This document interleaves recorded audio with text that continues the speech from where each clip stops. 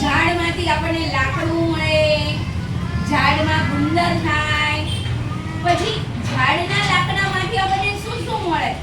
તો શરૂઆત આપણે ત્યાંથી જ કરીએ કે આપણે નાના નાના હોઈએ ને, તમારા ઘરે નાના નાના બાવલા આવે ને, એનું ગોળિયું શેનું હોય? લાકડાનું. લાકડાનું હોય. લાકડાનું હતું ને ભાઈ, જો મામાના ઘરે લાકડાનું ગોળિયું હતું.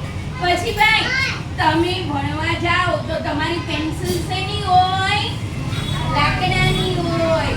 પછી પછી તમે લેસન કરો તો તમારું પેડ શેનું હોય? લાકડાનું હોય.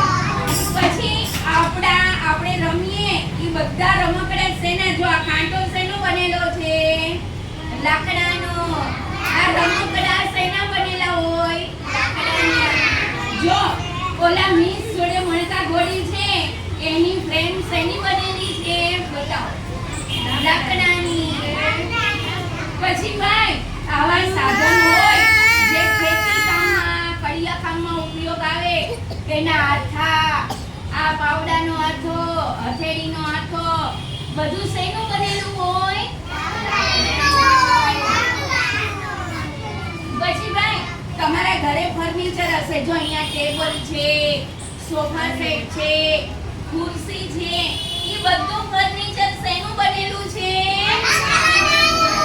જો અહીંયા બધું છે ને? બહુ સરસ. જો આટલી બધી પેન્સિલ છે, એ બધી પેન્સિલ શેની બનેલી હોય?